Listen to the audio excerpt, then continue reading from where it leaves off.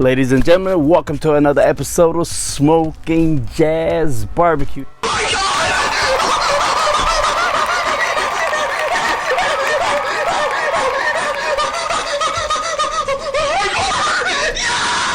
And today we're going to be talking about the top 10 tips that is, in my opinion, how to become a pit master or a pellet smoker master using whatever pellet smoker you want to do.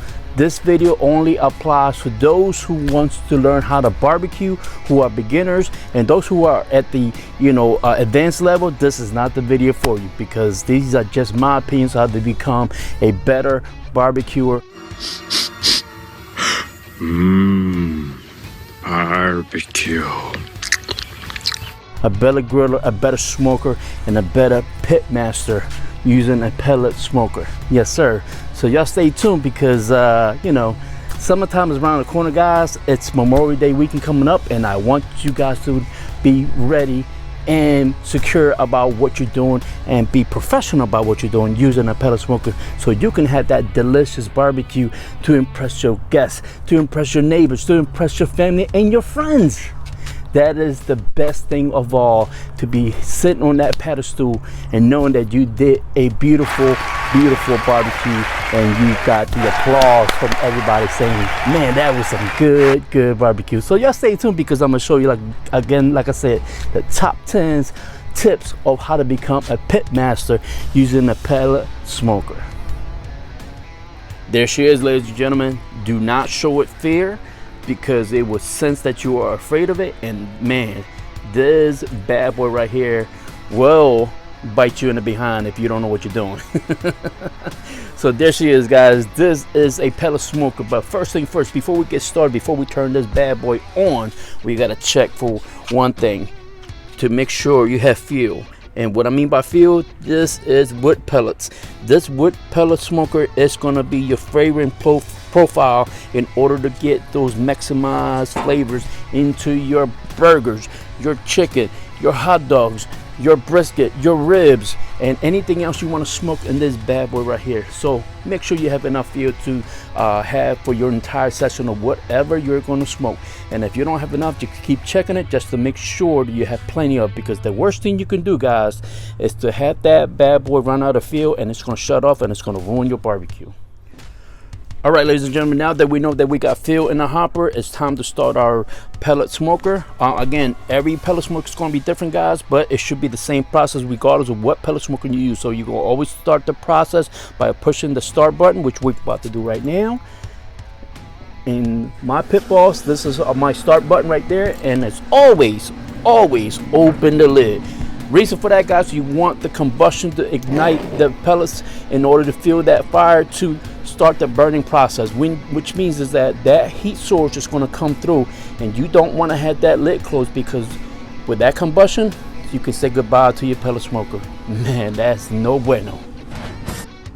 All right, ladies and gentlemen, as you can see, we got rolling smokes happening now, and this is the process where you want to close the lid, capture all that smoke, let that dirty smoke dissipate, because we want a beautiful thin blue smoke that's going to give you that flavor for whatever you're going to be smoking, which is your burgers, your hot dogs, your ribs, your pork shoulders, or even the brisket, guys. So depends on what flavor profile you're going to go with, and that's going to be a different video. We're going to pair wood pellet flavors to whatever type of meat you're going to be using. There's usually a chart you can find on the internet, but we'll talk about that in another video. This is a video simply to let you know that this is the process to get this bad boy or any pellet smoker started up. So now it's the next step we got to do, guys, is to set up the correct temperature of whatever you want to smoke or whatever you want to grill.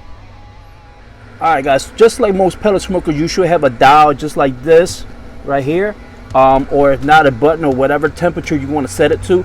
So usually for me, I'll set it somewhere in between 250 degrees, and I'll push that to confirm that's what the target temperature is going to be.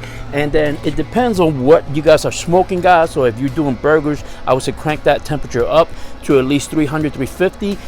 Then smoke your burgers, or if you want to grill your burgers, because in this option, like some pellet smokers, you do have a option to sear your burgers. But like with this pit boss option, you do have the flame broiler. As you can see, we got some flames coming through right there, guys, and that's an option. I think it's only exclusively to pit bulls, but all these other pellet smokers do have the sear option, and if you crank those temperatures all the way up, if you're doing hot dogs or ribs or anything like that, you want to set that temperature somewhere between 250 and 300, so whichever you prefer. And even if you're doing brisket, the same thing with pork shoulders, guys. Chicken is going to be somewhere around the 300 mark as well, or 250, but it all depends on your smoker. It all depends what you guys are cooking, how long the process is going to be, and whatever the duration of the cook is going to be is going to determine the temperature you want to set for. So you want to do low and slow, go for 250. You got the time. If you do want to do hot and fast, go somewhere around 350, 400, and just gotta keep checking that, you know, pit, which means that you gotta open this up continuously to check to see if your meats are getting the right color, the right smoke, and also is not being burned. There's a difference between when you're doing a bark on a brisket and burnt on the brisket itself. So guys, make sure that you will know what to do, and there's definitely a lot of videos to show you how to cook a brisket, and I have some on my channels, and I'll link some right here so you guys can check that out. But in the meantime, close this bad boy up, and we're going to talk about the next topic, guys. All right, guys, if you have reached your target temperature, whichever temperature you are sitting at, whether it's 250, 300, or above, you want to make sure you let that temperature set inside the pit for a good 15-20 minutes. That way it can kill off any bacteria or any germs or any debris that might have been from your last cook. And if you already seasoned your pellet smoker, this is the best time to scrape off any debris that might have been remaining from whatever your seasoning process was or your last cook. So open the lid. As you can see, we're gonna, mine's is pretty clean, but we're gonna go through it again as there's a lot of debris in here. So you just want to clean it really good, guys, like so. Give it a good scraping all around here, and then season it with a little bit more of canola oil and spray it down. That way it can season back up and it's ready for the whatever type of meat you're going to place inside of here. So guys, the next thing I want to talk about is where to place your food, where to place the meat, whatever you're smoking, where to place it at. Usually if you have a brisket, I'll place it somewhere in the middle, or you know, some ribs or anything like that, and I will go, you know, in a vertical way or horizontal way. It depends. It doesn't really matter how you do it. Just make sure the tip is, and the pro tip is, to always rotate your food so you can get an even cooking. If you're doing burgers, lining them up evenly, or your hot dogs, lining up, you know, for example, you got to do the breath test, and then one of the breath tests is that to compare where is your hot zone at. For example, my particular smoker, my hot zone's on this side, and this is my cool zone, which means what cool zone means is that it's not as hot. Doesn't mean that it's cold. It's just not as hot as on the left side, and every smoker is going to be different. So you want to make sure you do the breath test in order to tell where to place your food and how to cook your food. So for example, thick cuts of meat like brisket, pork shoulders, ribs, or anything like that, like a whole chicken, I will do it on the left side, or your hot side, whichever the side your hot side is going to be. It could be in the middle, but always rotate your food so you can get an even cooking, guys. And if you have something like burgers or like chicken wings or anything like that, or hot dogs, place it on the right side, or the cool side I should say, and that way it can get a nice indirect cooking method, so that way it can cook all the way through. And again, same process again, guys, rotate your food so it can get an even cooking. So let's talk about the seasoning aspect of the barbecue world. In order to get the right type of seasoning and the correct amount of seasoning, it all depends on you. So if you're buying a pack of hot dogs and you throw it on the smoker or the grill, you really don't have to add any additional flavor or any additional seasonings because it's already pre-seasoned. You can, but it's just going to overpower it. What the seasoning aspect that I'm referring to is the raw cuts of meats that I'm referring to, such as chicken, beef, or pork, anything such as that nature. The thicker the cut, the more, a little bit more seasoning you want to apply. Now be careful on the seasonings that you buy from the stores, because a lot of them are heavily coated with salt in order to, you know, make that jar or that bottle feel heavy, and it's mostly filled with salt. So you want to make sure that, you know, you are be careful how you seasoning your meats.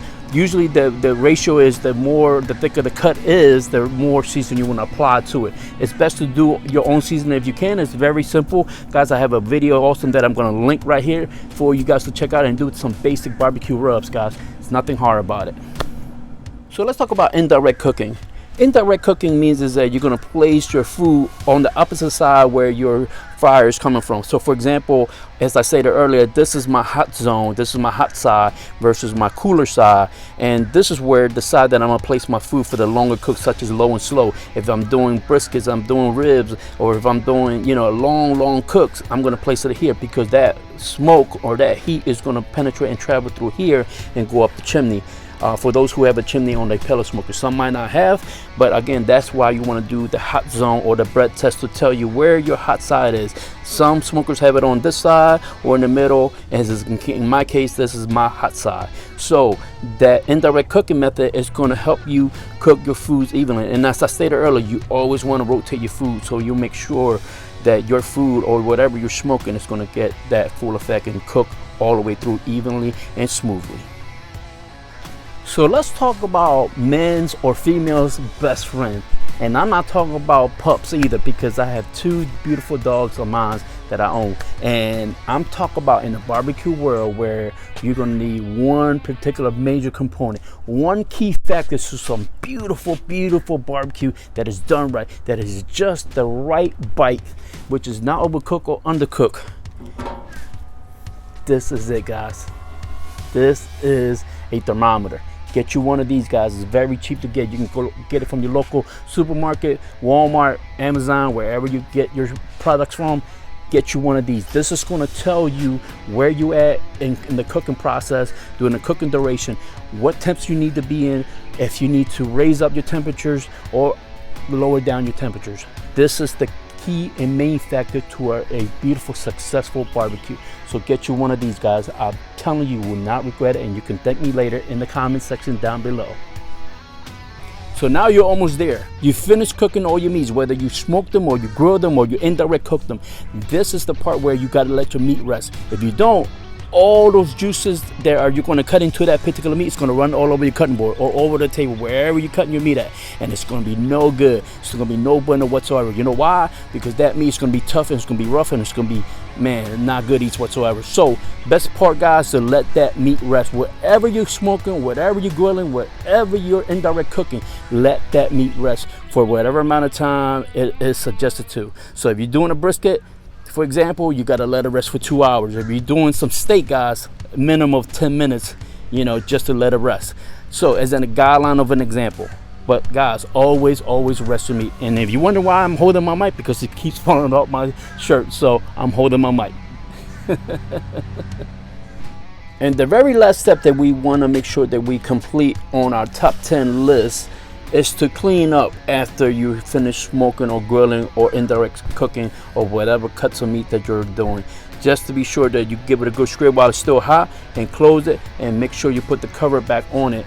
That way it can protect the grill itself from Mother Nature, and that particular smoker, whichever pellet smoker you have, guys, it's going to give you a good amount of years of good use. So that is the most crucial key to do at the end of any cook, guys. Make sure you clean up and make sure you put the cover back on it to protect it, guys.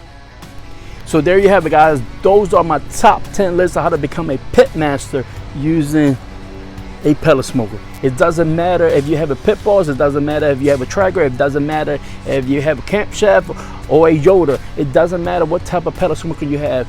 Follow these simple guidelines. In my opinion, you will become a successful pit master using pellet smoker.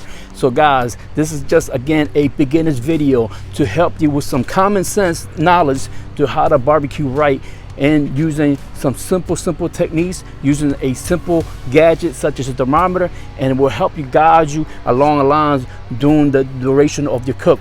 And I also talked about seasonings and how to start the pellet smoker up and how to clean it, guys. These are the simple guidelines to become a successful pit master using a pellet smoker, in my opinion. You're gonna get praise once you do that barbecue cookout that you go, or party that you're gonna have. And guys, Memorial Day weekend is coming, summertime is coming, and you wanna master these techniques down. So if you are a beginner, hit that subscribe button, because I got plenty more videos in my library for you guys to check out. And if you like this video, guys, please hit that like button, share with all your friends and family. And like I said, please subscribe if you haven't subscribed. So I hope you guys enjoyed the video, but until the next time, guys, check out these videos right here that you can check out until we see each other again. I salute everybody that watched this video, and until the next time, guys.